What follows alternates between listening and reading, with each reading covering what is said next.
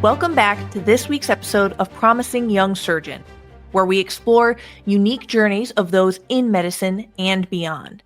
And today, I'm so excited because we have a very special guest, Dr. Kojo Sarfo. And I want to briefly introduce him now before we dive in. Dr. Kojo Sarfo is a comedian, actor, content creator, and writer based in Los Angeles, California. He has 5 years of professional experience as a psychotherapist and mental health nurse practitioner with a background in inpatient forensic psychiatry and history of working with children with neurodevelopmental disorders. Whether it's through his skits, his stand-up career, or insightful videos, Kojo has become a leading voice in addressing important topics such as support of neurodivergent high achievers, men's mental health advocacy, and I'm very impressed by people who have lived so many lives, both, again, in and out of medicine. So, Kojo, thank you so much for joining us today. Thank you for having me. I really appreciate it. I loved and I thought something fun for us to try out today is just to start out our conversation with a few fun icebreakers. And so I would love to learn a few fun facts about yourself. And one question I had is that if you had a walk-up song today, what would your choice be? A walk-up song today, I would go with a song called For Me by a rapper named Lil Shimmy. I think he's from Florida, but that song has been stuck in my head at the gym all week. So For Me by Lil Shimmy. I love that.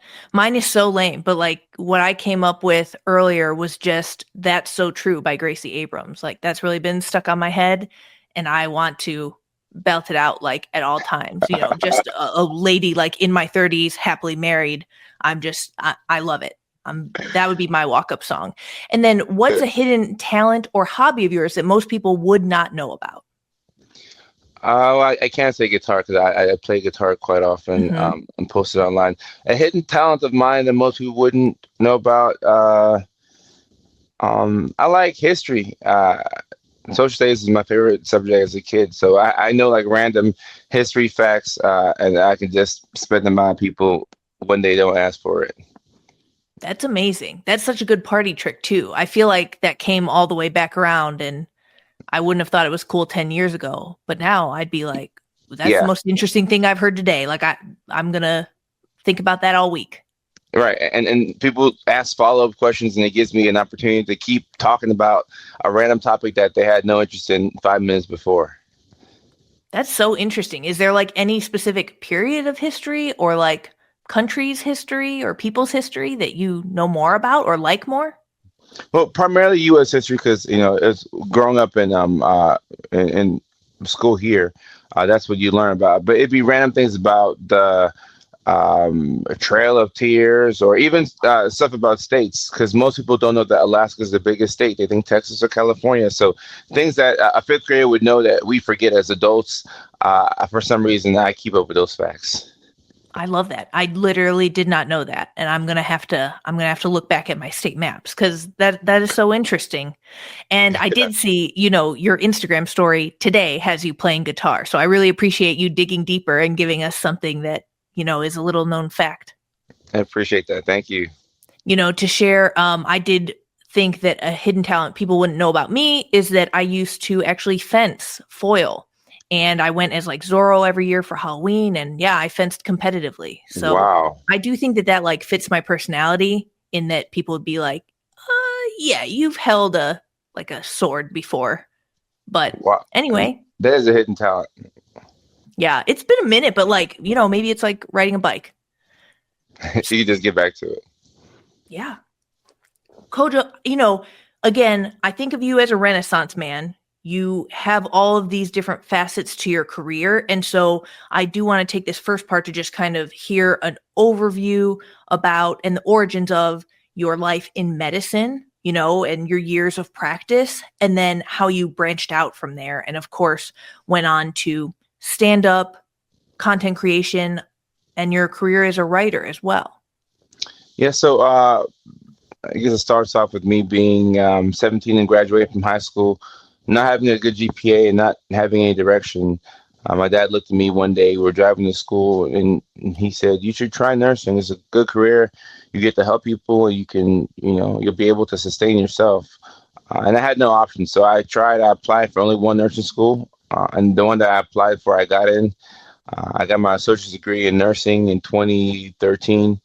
I worked in neuro ICU for a little bit, for about 6, 7 months. Actually, got fired from that job. Don't talk about it a lot, but I got fired from the job. I wasn't that good at it. I went to psych, and that was kind of like the turning point of my life. Working at the psych hospital and Hmm. spending time with the patients, and then the other nurses and the psychiatrist. And I learned about the DNP track, which is Hmm. the Doctor of Nursing Practice. And I went back for that degree. It's a 3-year degree, and then I went to Southern Virginia to do inpatient forensic psychiatry. And while I was there, that's when I discovered TikTok, and I was making videos in my free time, and then it kind of grew a life of its own. But my primary goal for being in Williamsburg, Virginia, was to just get better at psychiatry, and I would spend most days getting to the hospital very early, and I'll read over the cases, and I will call the psychiatrist back in Georgia that I trained with to ask, like, does this medication Wow. work? What do you think about Hmm. this? So I dove all the way into it. And on the side, just for fun, I was just doing TikTok. Hmm. And what year was that then that you were in Williamsburg and then TikTok started for That's you? what 2019. Oh, 2019. That's incredible. I also want to shout out, like, I really respect you and any of us in healthcare who can just say without judgment, neuro ICU wasn't for me. Yeah, It turned you towards literally the specialty that would change your life and that you'd be such a strong fit right. for. And so I do love that. That like warms my heart to hear. And I try to share, my own vulnerabilities, because the more that we attach shame to any time that we're less than Michael Jordan at this, which is going to be a lot of the time, because none of us can be the greatest of all time at anything, I just think that it helps indicate to the next generation that it's okay to just say that wasn't a good fit. No problem at Yeah, all. Medicine's very vast. right. There's so many different parts that you would do better with, but sometimes we have it locked in our head that we have to be in a certain place, or like ICU is more prestigious than psych. So that's kind of like what was going on in my head, not wanting to have the shame of doing psych. You're seen as like a lesser than job, versus ICU is prestigious, and everybody there goes into nurse anesthesia and makes all this money. Yeah, but I love that, because I mean, like, you have probably, you are just absolutely killing it, but you just carved this less conventional path. So I love that. We love to see it. I just wanted to shout that out because I appreciate you walking us through that part of the medical journey. And Thank I you. guess, well, I'd love to hear, like, what year did you start stand up? Stand up was 2021. I had been in LA for about a year and a half, and my way of disconnecting with everything would be to go watch comedy, live comedy. And there was a comedy club right behind the apartments that I used to live at in North Hollywood, called the Comedy Chateau. So I would go in there like 2, 3 times a week, and I would just laugh. I would forget about social media, forget about psychiatry, I forget about family problems, and just laugh. And then some of the comedians were like, "Oh, well, you should do an open mic." And eventually they convinced me to do an open mic. And then from there, I was like, okay, I think I might be able to do this type of thing. I mean, were you afraid to start? How does somebody just, go from the career you've had, your doctorate of nurse practitioner, and now you're doing open mics? That seems very daunting to me.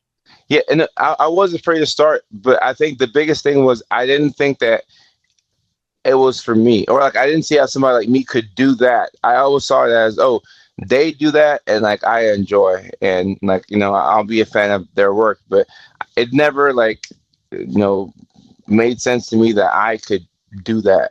I just didn't see myself as like stand-ups for people who are like famous, or people who are just different.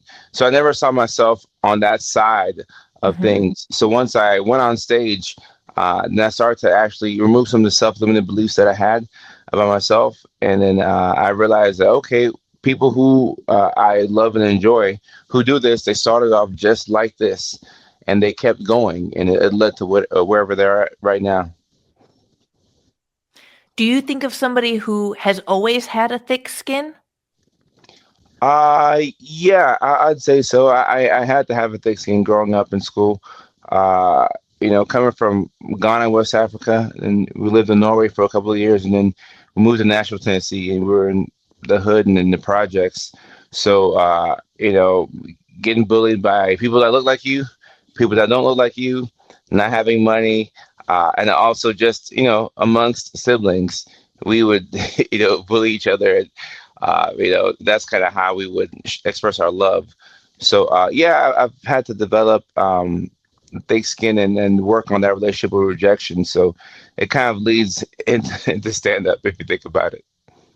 Yeah, that's so true. Like that might be the mountaintop for a lot of us. Cause yes, a lot of my journey and my work has been like about dealing with shame and rejection, like in my physician career and things like that. And yeah, I love to think that maybe at the mountaintop that there's something greater like in media or entertainment because, 10 years ago, like as a little medical student, I had quite thin skin, which is not uncommon for like young, like young trainees, young medical students. That's like very true. And it took a lot of concerted effort on my part to deliberately try to get a thicker skin. I mean, I joke about it, but literally when I was a new attending, I started hypnosis therapy.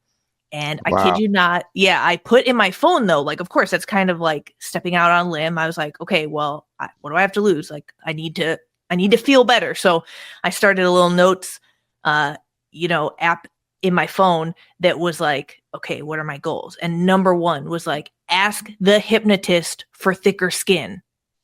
And I did. And guess what? Like it actually, I did think that that was very beneficial, but it's taken this concerted effort. I think that it's interesting that you bring up siblings as well, because I'm an only child. And so, yeah, like I was Wow. I mean, literally only child, didn't interact with that many kids, even when I was a kid, just like really primed for this thin skin. But I definitely do try to tell people, if I could learn it, if I could just suddenly work really hard and get thick skin at 30, I think that anyone could do that. Yeah. But do you think that it was your desire to like be a physician and like reach your purpose that allowed you to have that thick skin? No, no. And I had this interesting journey where I got on the conveyor belt at like 16, for sure by 18. I was just on the conveyor belt and I became a doctor for like a lot of external reasons, became a surgeon for a lot of external reasons related to like the hierarchy in medicine and wanting to be at the top of the food chain. And, you know, obviously now I feel very differently. I don't think that's a good enough reason to do anything. And so it's led Mm. to a lot of like this inner work and the thicker skin needed because honestly, and like no offense Ah, to surgeons, but like you can be a surgeon with really thin skin. I know a ton of surgeons at every level of their career with like famously thin skin. So I didn't need it to keep working, and I still practice ENT full time, but I didn't do it because I was like, I need to make this job work. I was like, I want to see what else is out there in the world.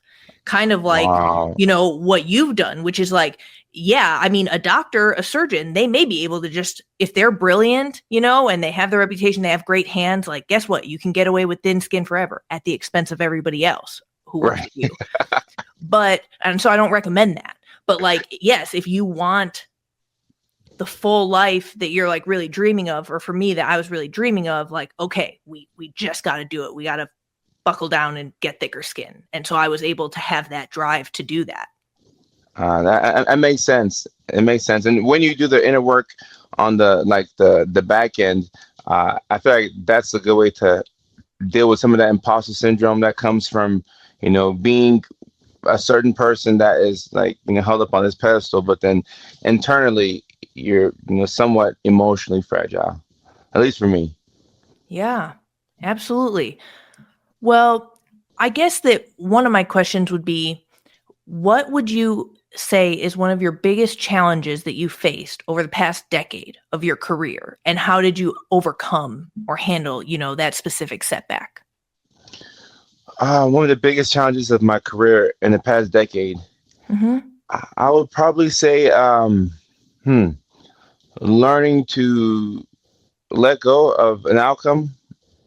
Uh, and I feel like you should care. If you're in healthcare, you should care. You shouldn't be in healthcare without caring, Mm-hmm. because then you shouldn't be dealing with people. But if you care to the point where it's at your detriment and the patient's detriment, then you can really psych yourself out. And in mental health, obviously, the worst possible outcome is suicide, and even outside of that, maybe the treatment doesn't work, or the person's still depressed, or the person hasn't made any beneficial changes to their life. So learn to let go. I think that's also a problem in my personal life, like letting go of the outcome. That's been the biggest challenge because and as you know, it's not just one thing that goes into a person having favorable outcomes. Like you have to do your part, and then this person does their part, social workers, and it's so complex. So as long as you worry about just doing the best that you can do, that's the most important thing. But trying to control all these other things, and my intent was good, but it's not helping me out or anybody else out by trying to control all these different things. So learn to let go um, has been, it's still something I'm working on, but that's probably been the biggest challenge.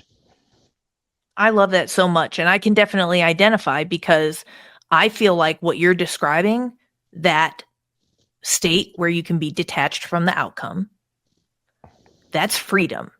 Like It to is. me, when I hear you talk about it, I'm like, yeah, absolutely. Like that is the goal. It's definitely for me at this point in my life, like to have freedom from the outcome. Or what's so interesting is I liked that you were describing this provider and patient relationship, because absolutely, like there's so much that we just can't control.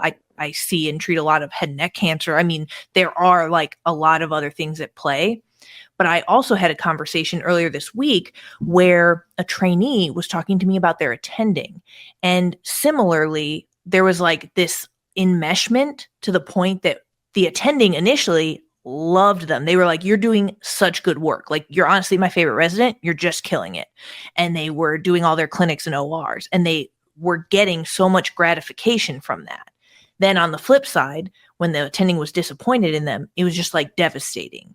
And so we Yeah. talked a lot about like that, but it's the same with patients, because like, of course, when there's a good outcome for the patient, incredible. Like that is objectively probably for a lot of us in healthcare, like one of the best things and best feelings in the world. Like we're Yeah. cheering for our patients. But at the same time, you need to have some kind of you can't be enmeshed with the patient, right? Yeah. I've had hundreds of patients over the years. I can't be with each one on the journey from start to finish, because conversely, it's protective, because then when there is a bad outcome, out of our control, it can't be to the point where it is devastating to where you can't function. Yeah. Yeah. You know that, but to know that and to apply it is two different things. So it's like a constant, daily work. Just divorce yourself and detach yourself from the outcome. And I'm still working on that. Yeah, yeah. Of course. I like the daily work. I always there's a quote that's like, the lesson will repeat itself until you learn it, Yeah. which is very true for me. And then one thing I just want to share, because I think it's been a helpful mantra. It like definitely changed my life, my practice of all these things. When I read Pima Chodron's book, we can link to it, but it's How to Meditate, I think it's called. But it was like one of my all-time favorites. And when she opens, she talks about how she got this book deal, and she calls her mentor immediately. She's like, oh my gosh, like you are not going to believe this. And they listen to the story. She's like, I'm getting a book deal. And they're like, so what?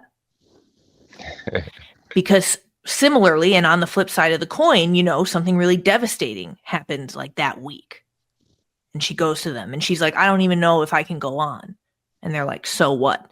But it really is this double-sided coin, because you can't be like 100% all in on the great stuff and then be like, yep, Yeah. I'm not going to show up to like the inevitable bad. Yeah. It's a tough way to live. You're not free then. You're just depending on your external, environment and circumstances being good. That's difficult. So I like the so what. And, I try to practice that. I mean, literally something good will happen. I'm getting like, it is in my nature then to be like so hyped. I'm so excited. I'm freaking out. And I'll kind of have to be like, whoa, so what? And I remind myself, because because again, when the coin flips, you don't want to be completely devastated by this. Mm-hmm. Yeah. So what? I like it. Just staying even as possible at all times. Yep. And it's so funny because of course I heard that advice when I was younger, and I was like, you guys are crazy. The roller coaster's great. And now I have like high blood pressure and stuff. And I'm like, yeah, no, like I cannot be on the coaster. Like, absolutely not. Right. I don't want those high highs and low lows. I'll take the even day to day. Yeah. Exactly. I think that maybe that's maturing. That's learning. I think so too. I feel the same exact way. Well, and I would love to know how you would say that like your medical training, years of practice helped directly prepare you for what you do now. The comedy, the content creation, acting and writing. Mm. So I think, I heard somebody say this, I think maybe a year ago, and it made sense that the point of school is to teach you how to learn and how to continue education on your own. And I think that that's one of the things that I learned in my medical career and also in school. I just learned how to research and learn how to go about different things. Like, is this a valid research? Like, is this something that shouldn't be trusted? Why should I trust this? So on and so forth. Because to go into a brand new space requires some research, primarily the action and the ability to adjust as you go. But learning how to look things up and learning how to put systems in place to allow me to have success in different areas. I think I've learned that from school. Like when you're trying to track a patient's, outcomes, like things have to be measurable. We have to check in at regular intervals. And those are the same things that I do for social media when we're tracking analytics. We check every week. We have team meetings. We look and see what we did differently. How well did it impact this? Did we title or caption this video differently? And then we bring that system to comedy. Do people like this or did it like that? Or was the lighting bad? Or was the audio off? And if these things are bad, like how do we fix it? Who's the person to go to? Just getting systems in place and learning how to measure progress. I think it's been life changing, and also learn what the priority action is, like in medicine, and especially in nursing school. Like getting my RN, that was a big thing. We'd have these multiple choice questions, and you have like all these different interventions. I think it's like airway, breathing, circulation. But like, what's the most important thing to do at this point in time? Mm-hmm. And that's it's been life changing when it comes to the content creation space, because there's so many different things to do, and I want to do them all at the same time. But there are priorities, and doing things out of order will burn you out, will burn out the whole team. It'll impact your sleep. It'll impact the quality of your relationships with everybody, the relationship with yourself. So learn how to prioritize certain things and get them done in that order. I don't know how I could do any of this without like picking like the most important task. We focus on that, and then we let that dictate everything else. And that's something that I learned in school. Of course, the stakes were higher, with the patient. And life, and the actual human life. But that same type of theme has been applicable in this whole journey for me. That's awesome. I really love what you're saying about putting systems in place. I agree with you. I totally agree. Like, of course, I do that as an ENT, and I even do that as I approach, my work outside of the hospital. We have that exact same type of test question. It always, I kind of hate it. It makes me, it puts me in a bad mood just thinking about this type of test question. But yes, it'll be like, what's the next best thing? Yeah. And, often, of course, like to trick you, two are pretty similar, like two are both good next steps, but there is Yeah, one that's like medical legally the best. Fine. I yeah, get it. And that's cool. That's cool to think that like all of us in healthcare have maybe that secret superpower, whether we know it or not. It's like we've been given a lot of the tools to be able to, yes, distill it down to what's the biggest thing, like what's my next action step.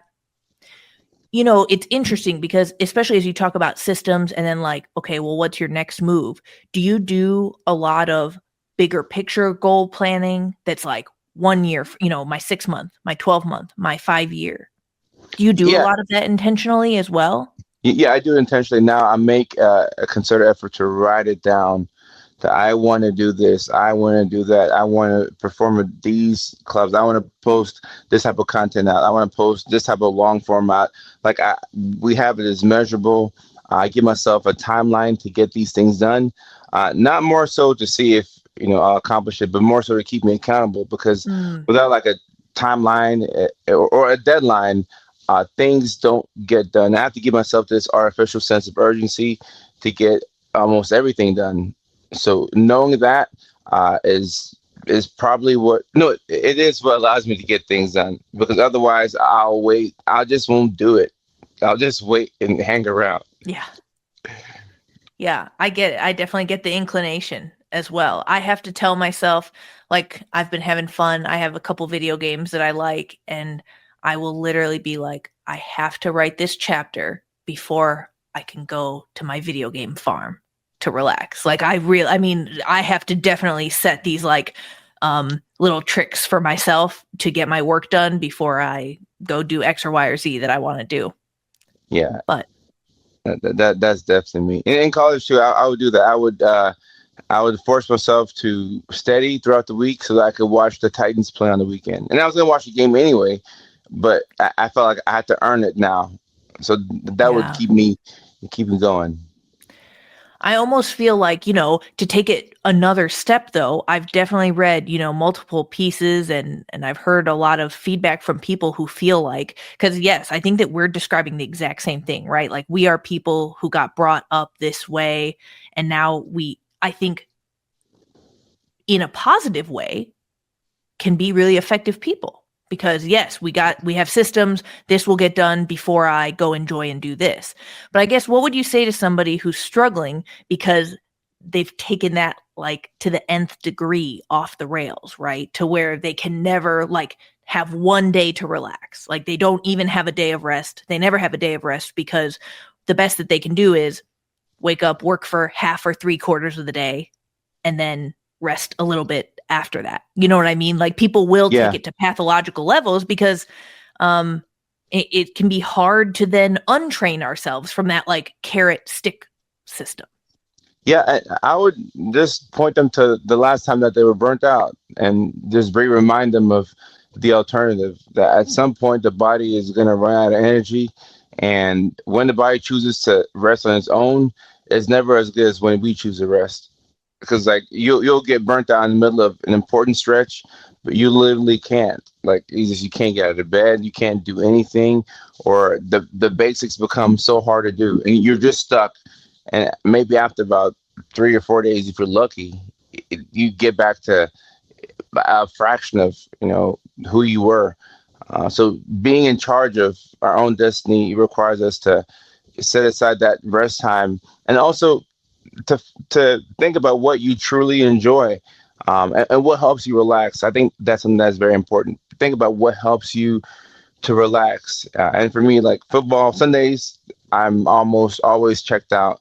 So that's a great day to relax. Sometimes I still do work on Sundays, but it's a great day to relax and, Mm-hmm. be keeping up with my fantasy football players and, calling the guys. Uh, if I have family in town, that's a great time to all, because they want to see LA and go to Lakers games and stuff like that. So I always take that opportunity to relax because I know myself. I'll tell people to, take a day here and there, but then I won't do it. So whenever the Right. opportunity naturally comes, or if I'm dating somebody, then we'll naturally travel somewhere, and then that will kind of give me an excuse to, take a break. I don't give myself Like if it was just me, I probably would never take a break. So when life allows Hmm. for a natural pause, I try and capitalize on that. Oh, That no way, I worries. don't feel as bad uh, for taking a break as opposed to just naturally pausing on my own. For some reason, I Mhm. need an excuse, and a lot of people who are workaholics kind of function that way as well. Yeah, but I think that that's great because I feel like it's just a reminder for all of us that, like, if life naturally invites you to take a break, which, yes, like a loved one, a friend, someone being in town, things like that, that is such a nice invitation from the universe to be like, okay, it's Right. time to We're gonna relax. exactly, set aside the work, even though, like, that's hard for me to do. Like, I love work, I carry it around like a blanket, but, like, Hmm. okay, we're gonna, life has invited us. I think that Hmm. that's great. One thing that I really wanted to make sure that we were able to talk about and learn from you about is that you've done so much that's wonderful in the space for neurodivergent individuals, of Yes, course. ma'am. And so I would love if you could, teach us by defining it, talking about some of the unique challenges that neurodivergent individuals face. And then I have some additional questions about that. Okay. So the term neurodivergent, that's an umbrella term, and it primarily focuses on people who have ADHD and autism, dyslexia, dyscalculia. But I think a neurodivergent brain is just a brain that's different from most. So if you have bipolar and you see yourself as neurodivergent, I think you can make a good case for that. And when you're neurodivergent, you're going to need external support to thrive, not just get by in survival mode, but to thrive, which is the goal for all of us. And understanding that you're neurodivergent is the first step, and then figuring out how that affects you is the next step. And then you have to eliminate the shame. The things that we're not naturally as good at. If I'm not good with time management, I'm not good with I'm procrastination is a thing for me. Task delay in between tasks, like it always seems to get longer and longer. Starting things is hard. So when you have this insight into yourself, it's about building a system, eliminating the shame because you have to ask for help, Mhm. but then building a system in place to where you can have all these things accounted for. And when I'm talking about when I'm making content about being neurodivergent, I'm often talking to the younger version of myself who needed certain types of, you know, help at certain points in his life, and I didn't have it, and I had to figure things out. And Another key thing is just winning by not losing, because self sabotage is something that we tend to do a lot. And Like you said, when you don't fix a certain issue or a challenge, like it keeps coming back up. So to win by not losing, whether that's putting systems in place or whether that's not being hard on yourself, and or sometimes you lose, and instead of taking a deep loss and you keep spiraling, you just cut it off right there, and you just accept the loss and you just move on. But just getting out of your own way leads to so much success. So, one thing that I wanted to talk about is that I loved a quote that you had shared online recently, which is that a big part of being neurodivergent is accumulating trauma throughout your life and learning not to like yourself. Do you think that unfortunately that's very real for a lot of neurodivergent individuals? It is because the trauma that you sustain over time, like the body should naturally, take care and process and resolve trauma. But sometimes when it hits you, at a visceral level, there's certain things that you remember. It's hard to shake off, Mhm. and sometimes, those traumatic moments become like defining, moments of your life, and we shape a lot of our identity and base a lot of our beliefs based off of those moments and the things that we do to compensate, whether it's masking or whether it's suppressing who we are, trying to be invisible when we're in rooms. Those things are just different ways of um, demonstrating that we don't like ourselves. So we create like another version of ourselves that we can put out there that we think is more, is better for other people. Like we're thinking about, oh, what would other people want? And then you get into all this people pleasing, and you the unfortunate reality is that when you do all this stuff, you tend to do well in life. Like people like you have friends, you have remarkable professional success, but you've built this on a facade. It's not who you really are. So you haven't done the internal work. You're not free. That freedom that you're describing earlier, you don't really have it. And it's it's it's difficult when everything appears to be okay on the outside, but then internally you're wrestling with all of this stuff, um, trying to figure out if you still like yourself. Yeah, Yeah. it gets deep.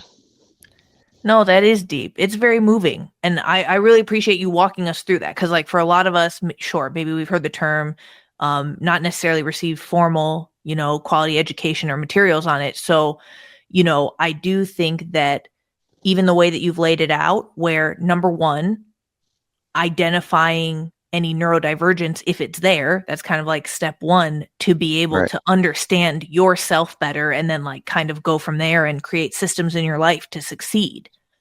I really like that. And one question that I have, because I like to examine these things at the individual level, which I feel like you addressed very thoroughly, like a way for people to know themselves better and kind of take control of their life. Because ultimately, if this does apply to you at all, but you don't know it, then how can you really say that, your life and your decisions, I think, are totally your own? Yeah. But then my other question is, what about at like the systems, the institutional level? Because I'm always, we try to bring it back to a Mhm. little bit like how can a workplace, how can an institution better support neurodivergent individuals, like especially in healthcare, but honestly in any institution? Yeah. Yeah. Yeah. So, what was the first part again? The first part was how you can do it on an individual level, Yep. Yep. and then how. All right. So on an individual level, to it, it comes. I think it starts off with being selfish and just figuring out who you are. Like, who are you? What do you like to do? And if other people weren't involved, and if your parents or your spouse or your coworkers weren't in the picture, what would you want to do? And then figuring out different ways to express yourself as cathartic. Because when you Mhm. suppress yourself, which is what masking is, you suppress yourself to make people comfortable. Uh, like you're getting rewarded for something that you don't want to keep up, but you have to do it to keep these friends and to keep this social circle or to keep the job title Mhm. or the reputation that you have. So I think it comes down to figuring out who you are, what you like to do, even if it's something small, even if it's a niche interest like an anime or something that people don't talk about. Like that thing is important to you. So that's a big part of you. Find a way to express that, while not caring about what other people think.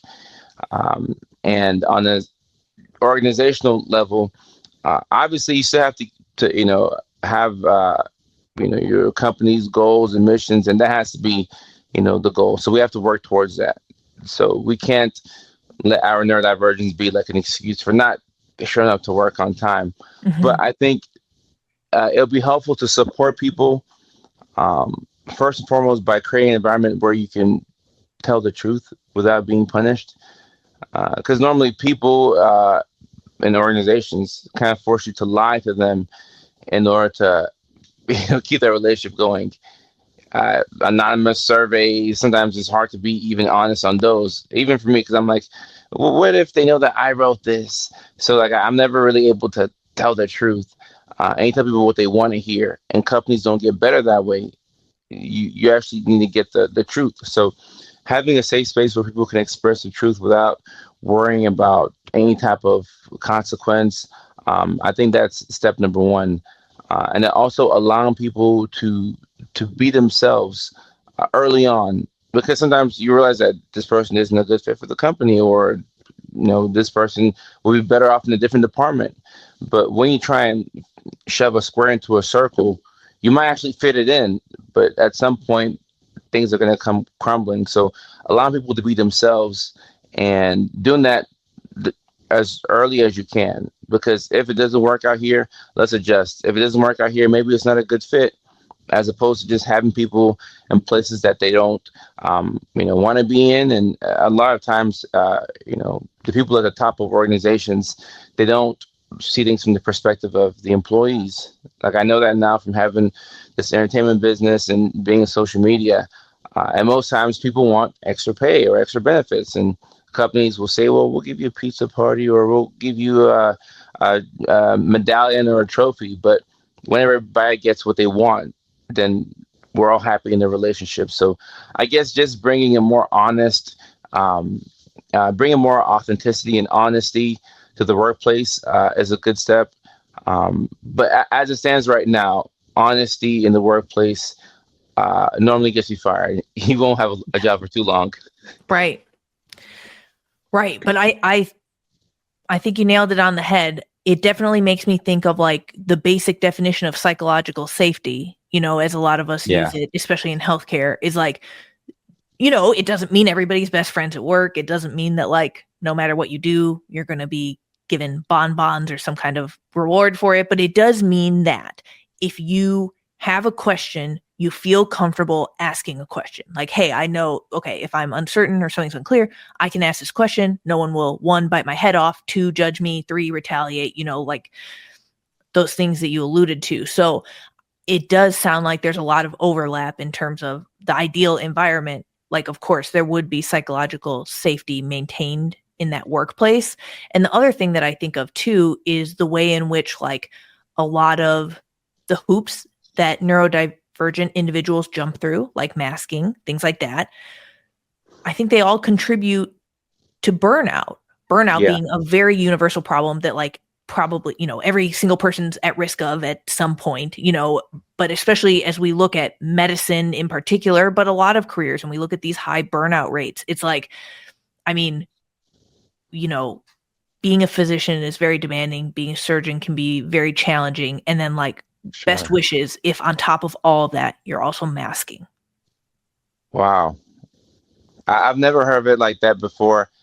Uh, and thank you for saying that. I think it allows us to humanize the surgeon. Because most people, that's one thing I've learned about being here in Los Angeles. People don't have empathy for somebody that they think is at the top. So if you're in LA or Hollywood or you're famous or a surgeon, nobody really has empathy for you. They're like, oh well, you'll be fine. But are you fine? And when you're in that position and you're masking, more than likely the masking may have helped you get there. So now when it comes to staying there, it's like, all right, how do we stay here while we unmask? And then sometimes when you unmask, there's skill regression, and with being a surgeon, like the dexterity you have to have, I'm not good with my hands, but I can just imagine how you have to, um, wow, it's a lot. But you have to give yourself that safe space, even if you still do mask because sometimes I tell people, don't unmask and lose your job. Right. Let's be realistic. But if you Yes. can at least find ways to express yourself in different avenues or different arenas of your life, you can Mhm. do that while creating a more authentic and safe workplace environment for you. So that way you still feel human, without feeling like you're robotic, just doing tasks to get, certain tasks done. Yeah, exactly. Well, thank you so much again, Kojo. I do want to ask you two final questions. Oh, sure. Yes, ma'am. First, what is the one message or piece of advice that you hope our listeners will take away from your story, your incredible life, honestly, already in such a short time? I appreciate that. I say the one message I want people to take away is that all of your experiences are valid, and whatever happened to you was not your fault. But it is our responsibility to pick up the pieces and create a life for ourselves that we truly desire, and a life where we feel valued at all times. Beautiful. Do you have any exciting upcoming projects that you could share with us or tell us a little bit about to look out for? Yes, I have a comedy show November 30th at Flappers in Burbank. And after that, I know I have one December the 6th at Barrel Proof Comedy in Santa Rosa, California. Awesome. Uh, those two stand out. Also, we've been having the cameras roll all year, just picking up content. So we're looking to turn into a documentary of some sort. I'm not sure what, but or when that'll come out. But we've been having the cameras roll all year, And we're also looking to do a monthly comedy show, one in LA and one in San Francisco next year, maybe starting around March. So we're looking to get that going. That's amazing. I'm going to be on the lookout. I can't wait to see what you do with all the film that you've been rolling on this year. And honestly, I'm out on the West Coast like a couple times a year, so I feel like I need to come by one of the comedy shows now. I would love to have you come through. That would be awesome. Thank you so much for giving us so much to think about, and I'm sure that we're all walking away with some new perspectives. Where can our listeners find and connect with you online? You can find me online. I would say my main page is probably my Facebook now. So facebook.com/Dr. Kojo Sarfo. Also, my Instagram page is also a good central location to get everything, because you can click the link there and that'll take you to my Beacons page. You'll have my TikTok, my Twitter. You can sign up for my email list. My Facebook is there as well. The links to both my books are there. So the Beacons link on my Instagram page, which is also my Facebook page, that's a good central place to find me. Awesome. Thank you. And we'll link to those in the show notes as well. Thank you so much. Follow me on Instagram at @francismay.md and @rethinkingresidency. Visit my website, rethinkingresidency.com, to learn more about resident physician stories and ways that residents can most effectively navigate the game of residency. As always, thank you for tuning in to Promising Young Surgeon. If you enjoyed this episode, please subscribe, rate, and leave us a review. And until next time, take care and keep thriving. If you'd like to submit any questions for future episodes, email me at pys@heyinfluent.com.